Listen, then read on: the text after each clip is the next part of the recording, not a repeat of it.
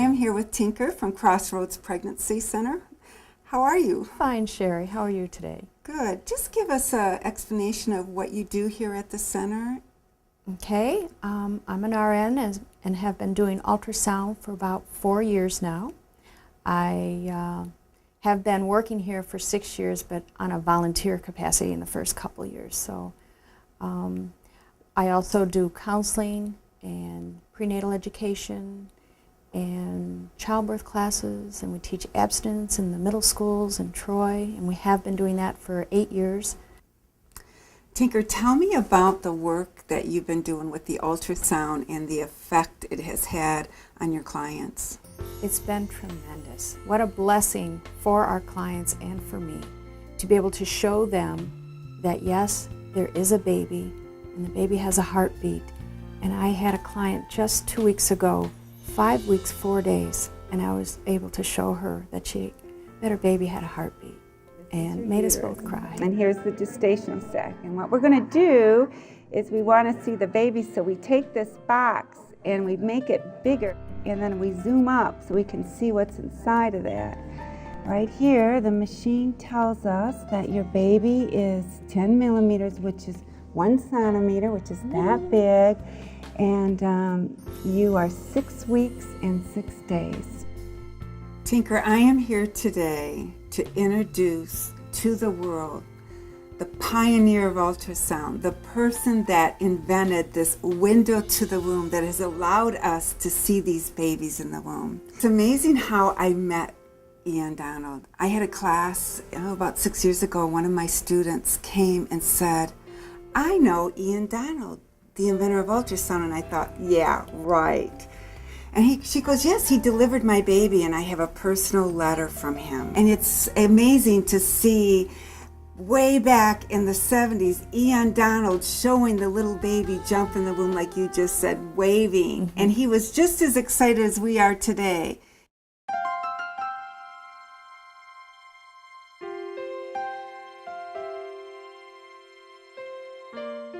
Here's the baby. See how he jumps. This baby is about a 12-week pregnancy. She certainly cannot feel these movements, but there is no doubt about the reality. Then he throws his legs out and his arms. This is a 10-week baby, and he's now able to move vigorously within the womb. There he jumps, just waved at you. Now he's going to do a jump for you. There he goes. He's able to utilize the whole uterine cavity now because he's got all the space to move. Here he's going to get ready for another jump. There he goes. When women saw their babies, many of them did not choose abortion. And that was his goal.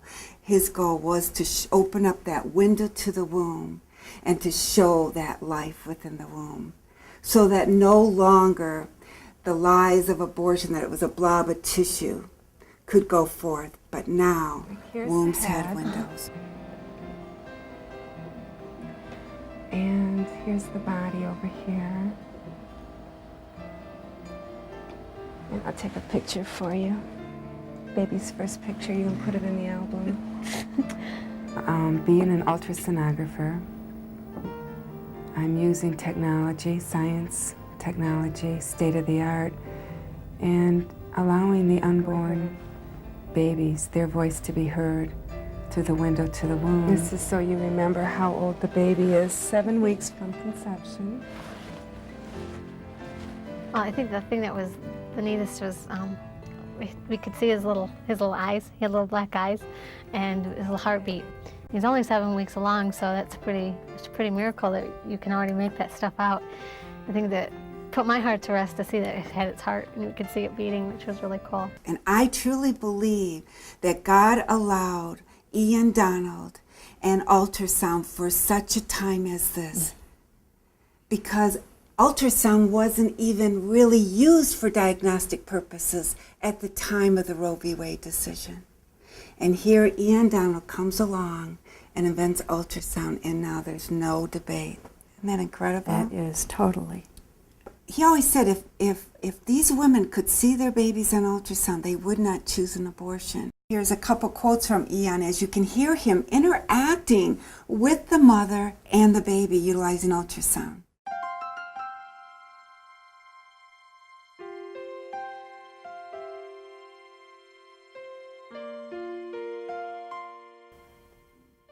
Then of course you would go and have an ultrasound done and show the mother the picture of this baby you were not to murder. These were thus scans specially organized solely for the purpose of persuading women to continue with their pregnancies. I believe that many women were indeed deterred from proceeding to abortion as a result of these ultrasound sessions. When you're in school and they talk about the time of conception, they show you these little, the little sperms and the little cells, and they just show you these cells growing, and then, you're like, oh yeah, and they don't show you the baby. They don't show you the fingers and the little heartbeat and the little eyes and the nose and all the features that are formed, that it's a life.